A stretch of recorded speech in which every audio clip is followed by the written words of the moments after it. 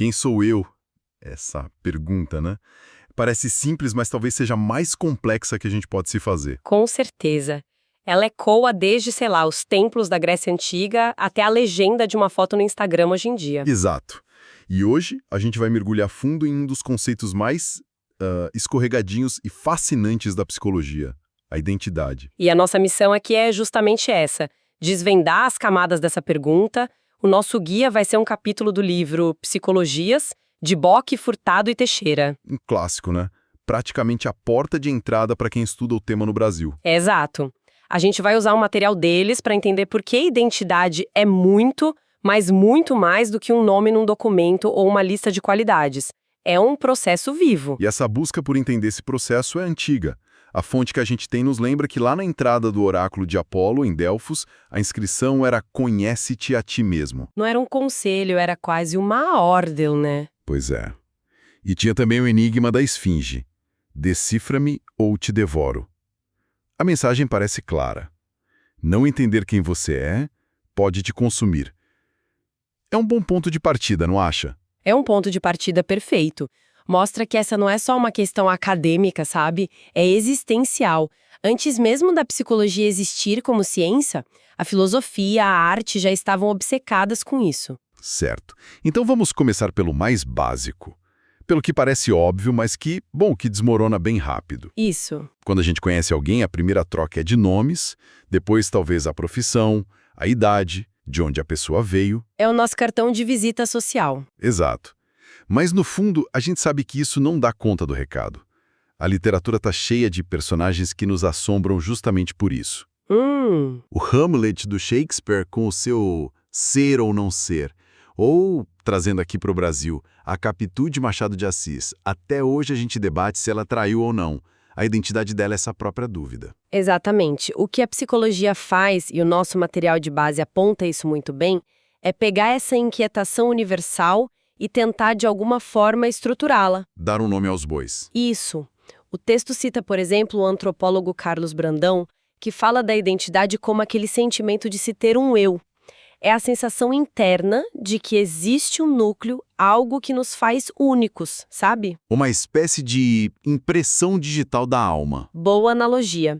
E o texto complementa com a visão do psicanalista André Green, que adiciona a ideia de permanência. Permanência? Sim. Ou seja, a identidade também é aquilo que, em tese, não muda. Nosso nome, nossa nacionalidade, nossa história. São âncoras, né? Que dão uma sensação de continuidade no tempo. Entendi. Eu sou o mesmo que eu era ontem e provavelmente serei amanhã. Essa é a ideia. Ok, então a gente tem duas ideias centrais até agora. Ser único e ser constante. Parece fazer sentido, mas eu sinto que tem um mais chegando. Essas definições parecem, sei lá, muito estáticas, como se a identidade fosse uma coisa que a gente tem. E esse é o pulo do gato. Exatamente. Essas definições são como uma fotografia, um retrato congelado. Elas descrevem o que a identidade parece num momento, mas não mostram o filme. O processo. O processo de como a gente chega a ser quem é. O ponto de virada, que a fonte destaca, é a percepção de que a identidade não é algo que brota de dentro para fora. Ela só existe na relação com o outro.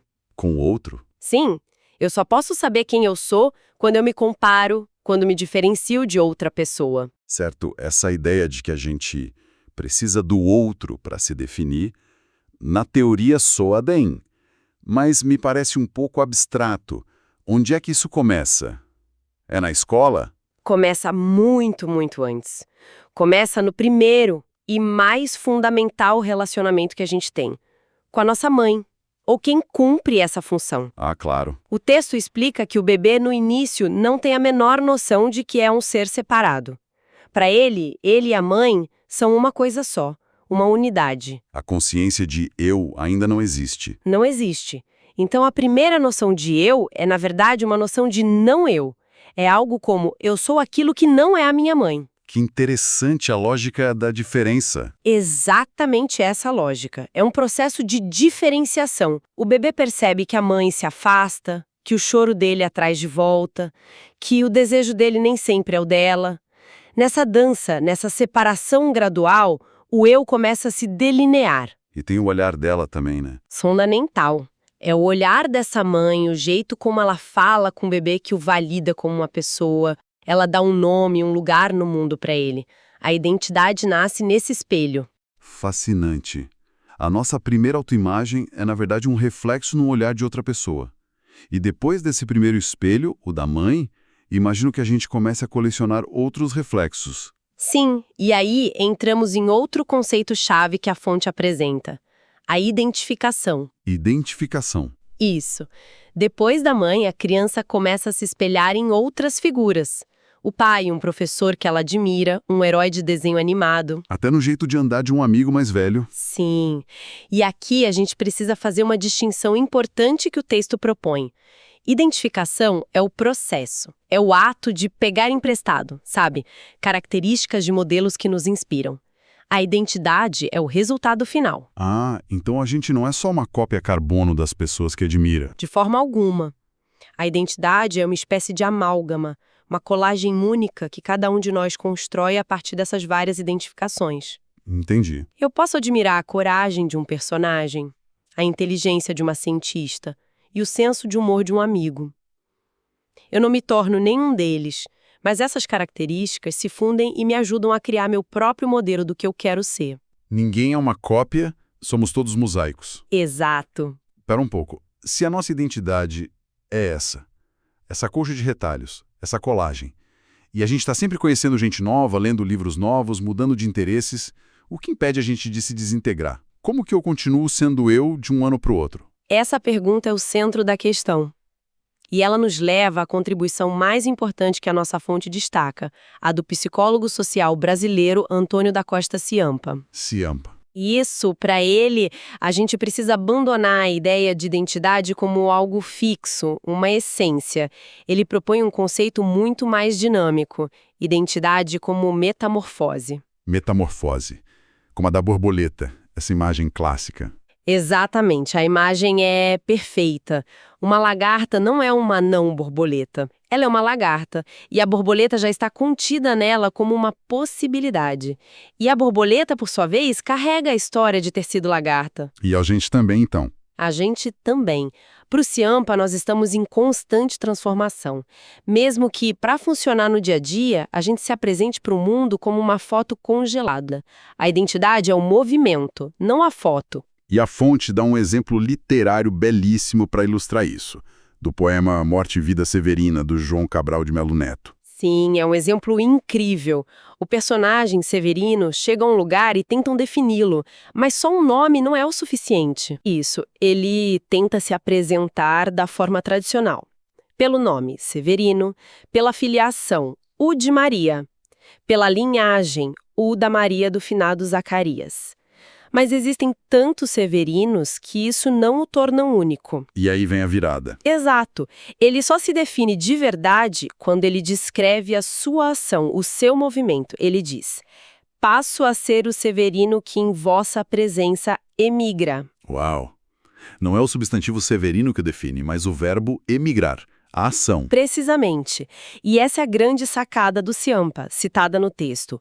É a atividade que constrói a identidade. Nós somos aquilo que fazemos. Faz todo sentido. Nossa identidade não é uma coisa abstrata. Ela se manifesta e se constrói no nosso trabalho, nos nossos relacionamentos. E essa identidade em movimento guarda tudo que já fomos e também tudo que projetamos ser. Ok, a ideia da metamorfose é libertadora. Aceitar que a gente está sempre mudando. Mas e quando essa mudança para? Ou quando ela se torna insuportável? Essa metamorfose não pode dar errado? Pode? Claro que pode. E o texto de Bock, Furtado e Teixeira explora justamente essas complicações.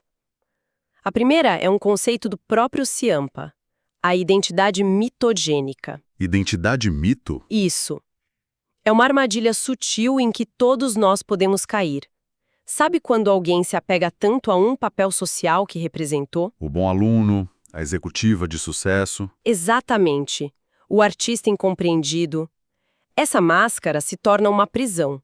A pessoa fica congelada naquele personagem. Sim. A fonte dá o exemplo clássico do ex-professor, que mesmo aposentado há anos, continua a se ver e a ser chamado de professor. A atividade que o definia acabou, mas a personagem ficou. Ele passa a repetir o que o Ciampa chama de a mesmice de nós. Isso mesmo. A pessoa para de se transformar porque tem um medo profundo de perder o reconhecimento, o valor social que aquela personagem trazia. A metamorfose é interrompida. E a outra complicação que o texto aborda é a famosa crise de identidade. A adolescência é o palco principal disso, né? É o exemplo perfeito. A adolescência é uma revolução em todos os níveis. O corpo muda de um jeito que a pessoa mal se reconhece no espelho, os interesses mudam, os pais que antes eram heróis... Viram figuras a serem questionadas. Pois é. O adolescente vive, como diz a fonte, uma série de lutos. O luto pelo corpo infantil perdido, pela identidade de criança. Não se é mais criança, mas ainda não se é adulto. É um limbo. Um lugar muito desconfortável de se estar. Muito. A fonte chama esse período de confusão criadora. É confuso e doloroso, mas é essencial para que uma nova identidade, mais autônoma, possa surgir. Mas a cultura não ajuda muito, né? Não ajuda nada. Como o próprio Ciampa aponta, a nossa sociedade valoriza a coerência, a mesmice, espera-se que a gente seja sempre o mesmo. Nesse contexto, aceitar a própria transformação, a própria metamorfose, é quase um ato de rebeldia. E até agora a gente falou muito do processo interno da nossa relação com pessoas próximas, mas a identidade também é carimbada pela sociedade de uma forma muito mais ampla e às vezes muito mais cruel. Sem dúvida. E aqui a psicologia social nos oferece outro conceito fundamental que a fonte detalha, o de estigma. Estigma. Isso do sociólogo Erving Goffman.